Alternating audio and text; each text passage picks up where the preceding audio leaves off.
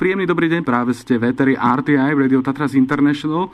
No a my sme sa dozvedeli takú celkom príjemnú správu, že zavítate aj do mesta Poprad a že sa tu predstavíte.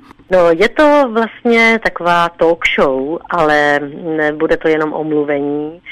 Samozřejmě, že se tam bude se zpívat živě, čili je to proud živé muziky, který je vlastně prošpikován povídáním si se Štefanem Skrůcaným, který to celý vede, ale hlavně si povídáme s lidmi a odpovídáme na otázky, které oni nám na papírkách posílají na jeviště. Takže vlastně se může kdokoliv ptát na cokoliv, na všechno odpovídám.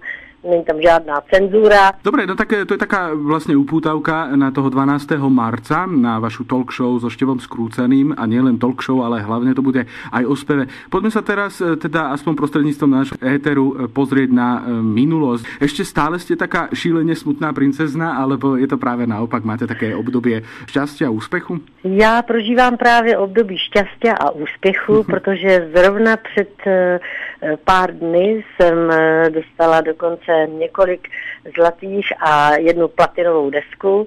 Platinu za to svoje poslední album, které bude klání i na autogramiádě po koncertě, po té talk show. To CD se jmenuje Zastav se a poslouchej. No a pak jsem dostala platinovou, tedy zlatou desku za DVD, které se jmenuje Holka od Červené řeky. No a další zlatou jsem dostala za 4 CD, které se jmenuje Zlatá kolekce. Je to takové noblesní album 4 CDček, kde se mapuje 80 nejlepších hitů, které jsem kdy natočila, včetně různých bonusů zajímavých. Tak to vám naozaj musím pogratulovať, lebo je to naozaj obrovský úspech. Dajú sa porovnať tie úspechy aj s rokom 1988, v ktorom ste teda predali 1 000 000 nosičov. To je úspech takisto.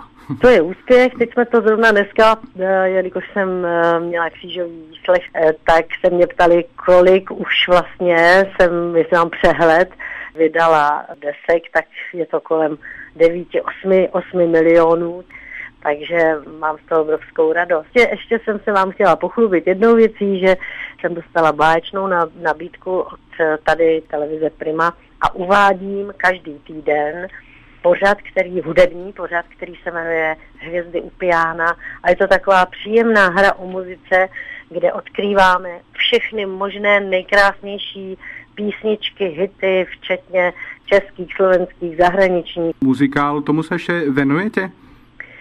Muzikál zatím vlastně tím, že se přerušilo to, nebo skončilo to moje vystupování Hello Dolly, tak zatím v žádném muzikálu nevystupuji. Mimo tohoto talk show, s kterým k vám přijedeme, připravuji velké koncertní turné s Jirkou Kornem a Jitkou Zelenkou jako hosty s kapelou Boom Band a s tím vyjíždíme na jar a na podzim, takže mám práce hrozně moc a muzikál už bych asi těžko stíhala. Ďakujem vám veľmi pekne za rozhovor. Tešíme sa na vás teda toho 12. marca. Já se budu těšit strašně moc. Doufám, že budete spokojení. To veríme. Ďakujem veľmi pekne za rozhovor, prajem vám pekný deň. Majte sa dobre, dovidenia.